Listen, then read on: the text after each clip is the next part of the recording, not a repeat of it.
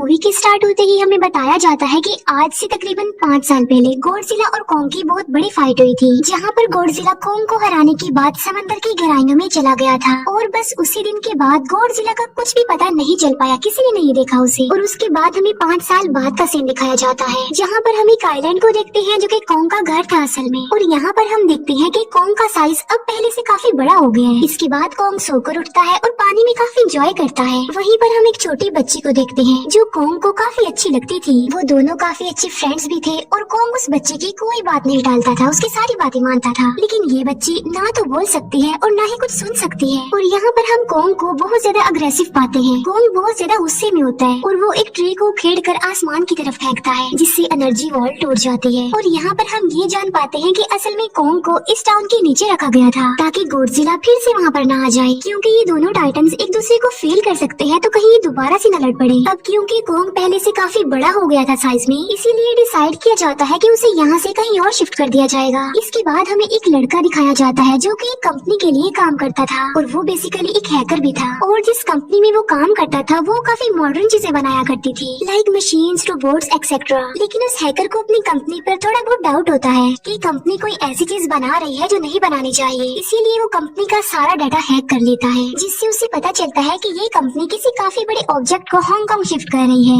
लेकिन तभी वहाँ पर अलार्म बजने लगता है और ये गॉडजिला के आने का अलार्म था। देखते ही देखते गॉडजिला समंदर से बाहर निकल आता है। बाहर आते ही वो सब कुछ डिस्ट्रॉय करने लग जाता है। किसी को भी समझ नहीं आ रहा था कि आखिर गॉडजिला सबको क्यों मारता जा रहा है, क्योंकि वो तो एक ऐसा टाइटन है जो इंसानों को सेव करता है, उनकी जान बचाता है। यहाँ पर हम ये जान पाते हैं कि गॉडजिला के पास एक पावर है और वो पावर न्यूक्लियर पावर है। और गॉडजिला अपनी न्यूक्लियर पावर का इस्तेमाल करके पूरी कंपनी को डिस्ट्रॉय कर देता है। इसके बाद ये न्यूज पूरी दुनिया में वायरल हो जाती है कि गॉडजिला आ चुका है। लेकिन इस बार वो चेंज होकर आया है, पहले जैसा नहीं रहा। यानी पहले वो इंसानों को बचाता था, लेकिन अब वो अग्रेसिव है और गुस्से में सबको मारता जा रहा है। कंपनी का ऑनर न्यूज में सबको बता रहा होता है कि हमारी कंपनी एक प्रोजेक्ट पर काम कर रही है। वो बहुत जल्द एक ऐसी डिवाइस बनाने में कामयाब हो जाएंगे कि जिससे गॉडजिला का मुकाबला हो सकता है। इस न्यूज को एक लड़की भी देख लेती है जिसका नाम होता है मेडिसन। लेकिन यहाँ पर मेडिसन इस बात पर एग्री नहीं करती कि गॉडजिला गुस्से में आया है, क्योंकि वो गॉडजिला को बहुत अच्छे से जानती थी। इसीलिए वो इस न्यूज को सिर्फ एक बकवास समझती है, क्योंकि उसका मानना था कि गॉडजिला कभी भी किसी को नुकसान नहीं पहुंचा सकता, बल्कि वो इंसानों की हेल्प करता है, उनकी जान बचाता है। मेडिसन अपने फादर के पास जाकर उन्हें समझाने की कोशिश करती है कि गॉडजिला कभी भी ऐसा नहीं कर सकता और उसके साथ जरूर कुछ न कुछ किया गया है। लेकिन मेडिसन के फादर उसे समझाने की कोशिश करते हैं कि देखो बेटा, ये सारी क्रिएचर्स, ये सारे टाइटन्स इंसानों की तरह ही होते हैं, यानी इनका मूड चेंज हो सकता है। अब देखो गॉडजिला भी चेंज हो गया है और वो इंसानों को मारता जा रहा है। इसके बाद मेडिसन वहाँ से चली जाती है और वो उस हैकर की ऑनलाइन ऑडियो सुनती है। वो हैकर असल में गॉडजिला के बारे में एक ऑनलाइन ऑडियो अपलोड करता है। यहाँ पर मेडिसन डिसाइड करती है कि वो जाकर उस हैकर से मिलेगी और जाकर उससे सारी बात पूछेगी कि आखिर ये चक्कर क्या है, गॉडजिला अग्रेसिव क्यों हो गया है और उसने उस कंपनी को क्यों डिस्ट्रॉय किया। इसके बाद कंपनी का ओनर एक सीनियर डॉक्टर नेथन से जाकर मिलता है। डॉक्टर नेथन असल में एक साइंटिस्ट भी होते हैं। कंपनी का ओनर डॉक्टर नेथन को बताता है कि आपका जो कॉन्सेप्ट था हॉलो अर्थ वाला, वो बिल्कुल सही था और ये वो जगह थी जहाँ पर टाइटन्स पैदा होते हैं। असल में डॉक्टर नेथन ने एक बुक लिखी थी जिसमें उन्होंने लिखा था कि जमीन के अंदर एक और जमीन भी है जिसका नाम हॉलो अर्थ है। ये छुपी हुई है और किसी को नजर नहीं आती और असल में ये अर्थ टाइटन्स की एनर्जी का सोर्स है। वहीं पर कंपनी का ओनर डॉक्टर नेथन को एक और आदमी से भी मिलवाता है। कंपनी का ओनर डॉक्टर नेथन को बताता है कि हमने हॉलो अर्थ के अंदर ही एनर्जी का एक सोर्स ढूंढ लिया है। अब यहाँ पर हम ये बात तो जानते नहीं कि हॉलो अर्थ आखिर एग्जिस्ट कहाँ पर करती है। हॉलो अर्थ असल में हमारी जमीन के नीचे है और जिस तरह हम सूरज से एनर्जी लेते हैं और सेम उसी तरह हॉलो अर्थ में एक एनर्जी सोर्स है जिससे ये सारे टाइटन्स एनर्जी लेते हैं। और अगर ये लोग उस एनर्जी सोर्स को ढूंढने में कामयाब हो गए तो ये गॉडजिला का मुकाबला भी कर पाएंगे।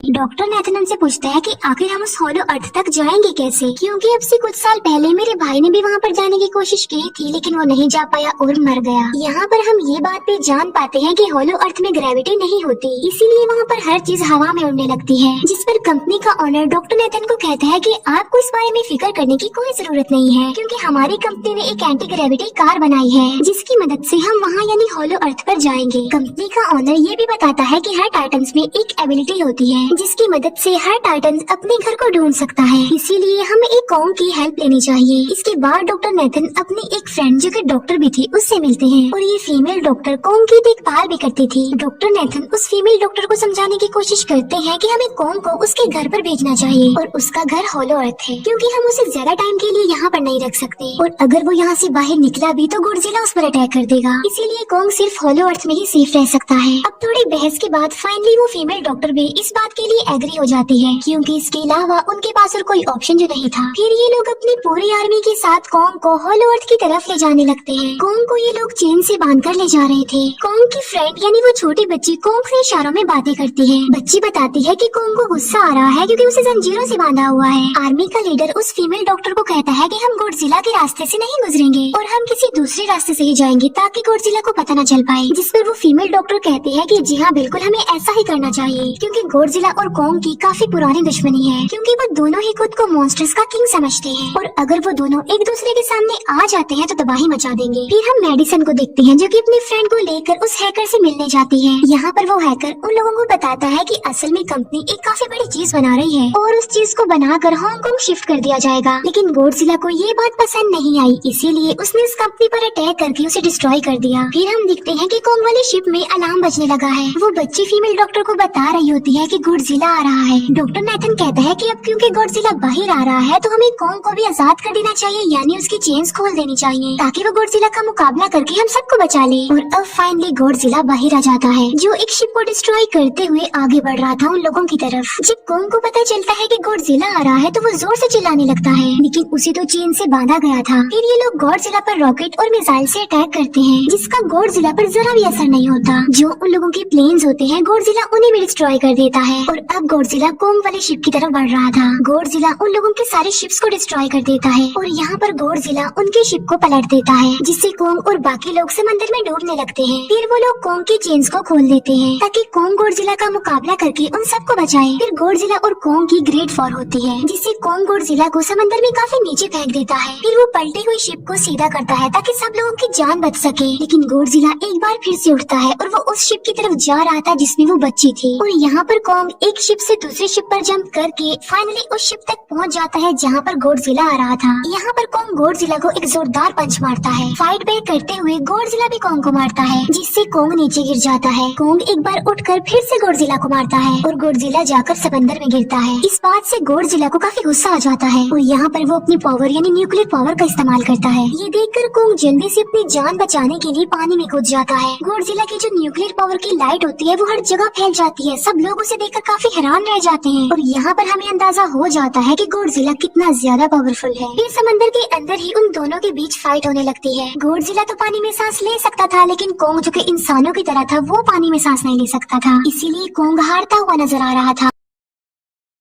फिर गॉडजिला कॉन्ग को मारने के लिए उसे समंदर की गहराइयों में लेकर जा रहा होता है। वो फीमेल डॉक्टर कहती है कि हमें जल्द से जल्द कॉन्ग की हेल्प करनी चाहिए वरना गॉडजिला उसे मार डालेगा। फिर ये बहुत सारे मिसाइल को समंदर में ब्लास्ट कर देते हैं जिससे होता ये है कि कॉन्ग अपनी जान बचाने के लिए बाहर आ जाता है। फिर डॉक्टर नेथन ऑर्डर देते हैं कि सब कुछ ऑफ कर दो, सारे इंजन सारी मशीन को शट डाउन कर दो ताकि गॉडजिला ये समझे कि हम लोग हार चुके हैं और मर चुके हैं। और तब ये लोग सारी चीजों को शट डाउन कर देते हैं। तब गॉडजिला कॉन्ग को गुस्से में देखता है और फिर वहाँ से चला जाता है। फीमेल डॉक्टर कहती है कि अगर हम आगे बढ़े तो गॉडजिला हमें फिर से फेल करके हम लोगों पर अटैक कर देगा, तो अब हम कैसे आगे बढ़े और हम कॉन्ग को कैसे ले जाएंगे। जिस पर डॉक्टर नेथन कहते हैं कि हम कॉन्ग को उड़ा कर लेकर जाएंगे। दूसरी तरफ हम देखते हैं कि मेडिसन अपने फ्रेंड्स के साथ उस कंपनी में घुस गई है ये चेक करने के लिए कि आखिर कंपनी कौन सी चीज बना रही है जिस पर गॉडजिला को गुस्सा आया और उसने अटैक कर दिया। वहाँ पर उन लोगों को एक काफी बड़े एनिमल के अंडे भी मिलते हैं और फिर जैसे ही उन लोगों को अंडे मिलते हैं उनका डोर लॉक्ड हो जाता है। असल में जहाँ ये लॉक्ड हो जाते हैं वो एक मशीन होती है जो इन लोगों को अंडों समेत काफी तेजी से हांगकांग लेकर जा रही थी। फिर हम देखते हैं कि हेलीकॉप्टर्स के जरिए पूरी आर्मी कॉन्ग को हॉलो अर्थ के पास पहुंचाने में कामयाब हो जाती है। वो लोग कॉन्ग को कहते हैं कि वो हॉलो अर्थ वाले केव में चला जाए लेकिन कॉन्ग वहाँ पर जाने के लिए इनकार कर देता है। फिर ये लोग डिसाइड करते हैं कि वो उस बच्ची के थ्रू कॉन्ग को कहेंगे कि वो वहाँ पर चला जाए क्योंकि कॉन्ग उस बच्ची की कोई बात नहीं टालता था। साथ में कॉन्ग को ये भी कहा जाएगा कि आपकी फैमिली भी वहाँ पर है, आप जैसे और भी क्रिएचर्स हैं वहाँ पर। और यहाँ पर कॉन्ग उस केव में जाने के लिए एग्री हो जाता है और यहाँ पर कोंग उस होलो अर्थ वाली केव में चला जाता है और ये लोग भी अपनी एंटी ग्रेविटी कार की मदद से कोंग के पीछे पीछे जाते हैं। होलो अर्थ एक अलग तरह की दुनिया थी।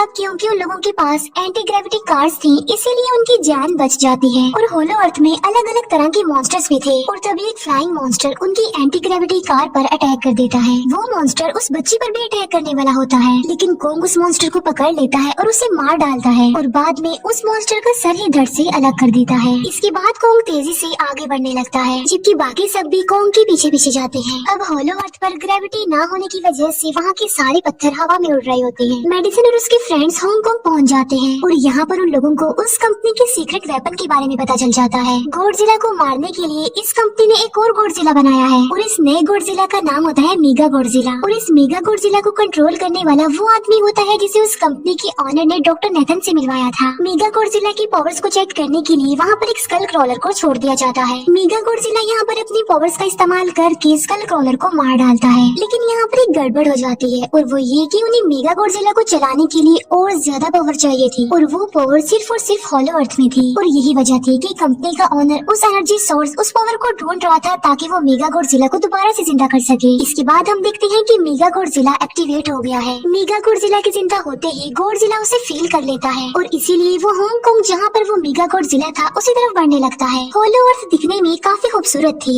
और होलो अर्थ में जो एनर्जी सोर्स था वो एक पहाड़ में था। कोंग उस पहाड़ की तरफ जाता है और उसके डोर को ओपन कर देता है और जोर से दौड़ता है। कोंग को वहाँ पर एक वेपन मिल जाता है जो कि एक एक्स थी और ये एक्स कोई नॉर्मल एक्स नहीं होती, बल्कि ये गॉडजिला की बॉडी से बनाई गई होती है जो कि बहुत पावरफुल होती है। कोंग उस एक्स को लेकर एक जगह पर बैठ जाता है बिल्कुल किंग की तरह। गॉडजिला जो कि हांगकांग पहुंच गया था और अब वो मेगा गॉडजिला की तरफ बढ़ रहा था, जिससे सब लोग अपनी जान बचाने के लिए इधर उधर भागने लगते हैं। दूसरी तरफ कोंग को एनर्जी सोर्स भी मिल जाती है और यहाँ पर उसे ये भी पता चलता है कि एनर्जी सोर्स उसकी एक्स को भी चार्ज कर सकता है, क्योंकि उसकी एक्स चार्ज होने के बाद ही चल सकती है और चार्ज होने के बाद वो और ज्यादा पावरफुल हो जाती है। गॉडजिला को ये बात भी पता चल जाती है कि होलो अर्थ में कोई आया है, जिससे गॉडजिला अपनी न्यूक्लियर पावर जमीन पर मारता है, जिससे वो न्यूक्लियर पावर जमीन को फाड़ती हुई कोंग के पास पहुंच जाती है।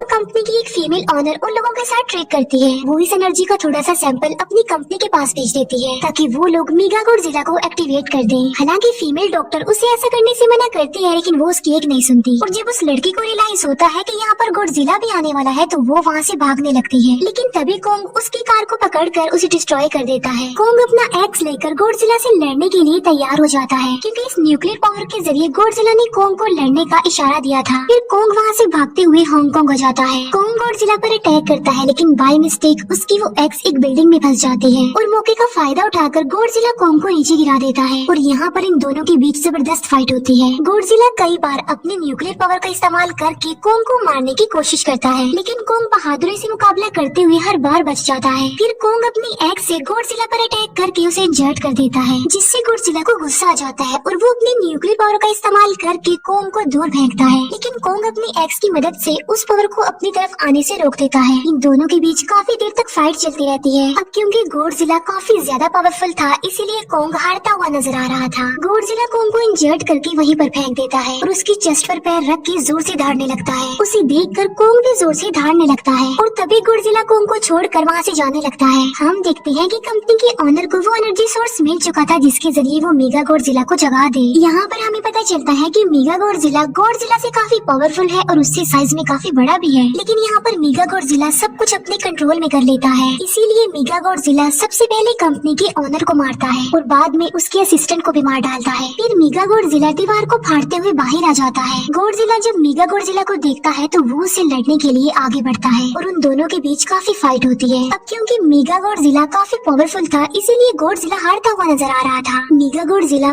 को बहुत ज्यादा मारता है और उसे नीचे गिरा देता है। मेडिसिन और वो हैकर मेगा गॉडजिला की पावर्स को ऑफ करने की कोशिश करते हैं, लेकिन वहाँ पर सारी मशीन्स में कोड्स लगे हुए थे। दूसरी तरफ हमें कोंग दिखाया जाता है जो कि लड़ने की वजह से काफी इंजर्ड हो गया था और उसकी हालत काफी खराब थी और वो ऑलमोस्ट मरने ही वाला था। वो बच्ची कोंग की हार्ट बीट सुनती है तो सबको बताती है कि कोंग की हार्ट बीट आहिस्ता आहिस्ता कम होती जा रही है, जिस पर डॉक्टर नेथन कहते हैं कि हमें कोंग को बचाने के लिए उसे एक काफी बड़ा इलेक्ट्रिक शॉक देना होगा और ये लोग कोंग को शॉक उसी एंटी ग्रेविटी कार से देते हैं, जिससे कोंग को काफी बड़ा झटका लगता है और वो दोबारा से उठकर खड़ा हो जाता है। वो बच्ची इशारों में कोंग को कहती है कि देखो गॉडजिला हमारा दुश्मन नहीं है, वो हमारा फ्रेंड है, इसीलिए जाओ और उसकी हेल्प करो। तब कोंग गॉडजिला को बचाने के लिए चला जाता है। मेगा गॉडजिला अपने न्यूक्लियर पावर का इस्तेमाल करके गॉडजिला को बस मारने ही वाला होता है कि तभी वहाँ पर कोंग आ जाता है और कोंग यहाँ पर गॉडजिला को बचा लेता है। गॉडजिला फौरन समझ जाता है कि मुझे और कोंग को साथ मिलकर लड़ना चाहिए, लेकिन मेगा गॉडजिला इतना ज्यादा पावरफुल था कि वो इन दोनों पर भारी पड़ रहा था। कोंग को अपनी एक्स नजर आती है, लेकिन मुसीबत की बात तो ये है कि वो चार्ज नहीं होती। लेकिन कोंग फिर भी उस एक्स से मेगा गॉडजिला पर अटैक कर देता है,